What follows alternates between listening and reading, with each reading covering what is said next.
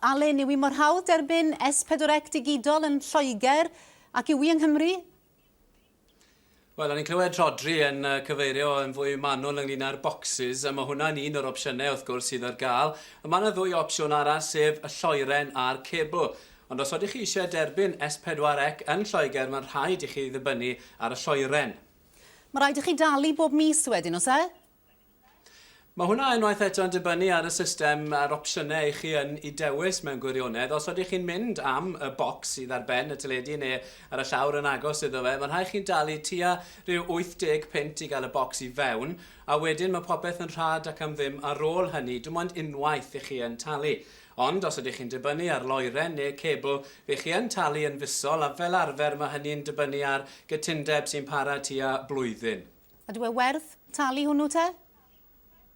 Byddwn ni'n meddwl yn sicr fod e'n werth achos y gwahaniaeth rhwng y lloeren a'r cebl a'r bocsys yw lot fwy o hyblygrwydd, lot fwy o ddewis ar y cebl ac ar y lloeren.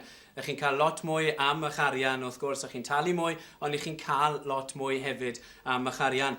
A dyna beth mae'r teulu y Condron yma yn Stratford wedi gwneud. Maen nhw'n dibynnu ar gwasanaeth digidol trwy'r lloeren, ac o ganlyniad yn gallu mwynhau oriau diri o S4C digidol. Diolch Gwen a Rhianwen am eich croeso yma i Stratford. Beth yw patrwn a'ch gwylio chi de?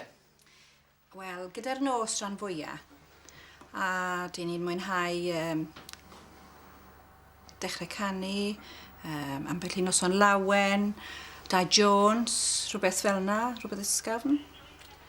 Beth amdano ti, Rhianwen? Beth sydd yn cymryd y sylw di wrth y ti'n edrych ar S4C digidol? Poblwcwm, wrth gwrs, a slay make-up, beth fel yna dramau. Dibynnu beth sy'n ar i ddweud y gwir, a faint o amser sydd gyda fi wylio. Ydych chi yn edrych lot ar S4C digidol mewn un wythnos? Dibynnu beth sy'n arno, ddweud y gwir. A dibynnu ar amser, falle recordio neu rhywbeth da, edrych arno fe pam amser. Pam i chi'n meddwl bod e mor bwysig i chi fel teulu fan hyn i gadw i edrych ar y rhaglenni o'r S4C?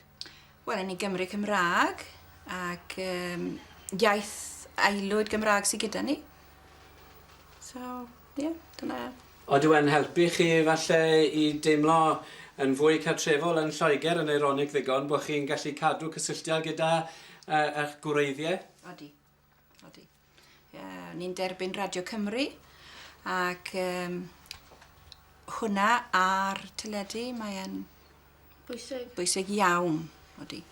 Beth amdano ti, Rhianwen, wyt ti'n dibynnu ar edrych ar bethau yma yn Lloegr er mwyn cadw mewn cysylltiad? Ydw'n bendant. Tra bod fi yn Lloegr, mae rhaid i fi, cadw'r Cymraeg i fynd, a mae'n bwysig. Ti'n teimlo fe'n chwythig bod ti yma ar hyn o bryd?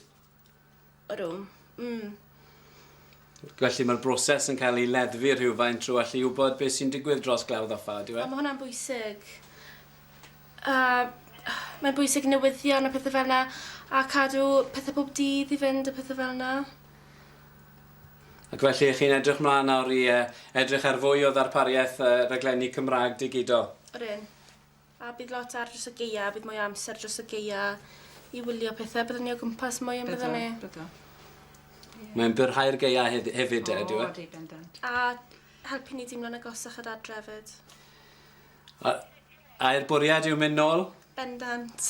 Ni wedi gwneud beth mae dad yn gael o gwaith missionary yn Lloegr, so gartre byddwn ni'n mynd rhyw ddydd, bendant. Wel, diolch yn fawr iawn i'r ddwy ohonoch chi, a dyna ni o Stratford, lle mae'n ymddangos fod y dechnoleg y lloeren yn cymryd lle y rôl y capeli dros y blynyddau yn y ganrif ddiwetha o helpu'r Cymru sydd dros glawdd offa i gadw mewn cysylltiad â'i mamwlad. Nôl ato ti, Angharad.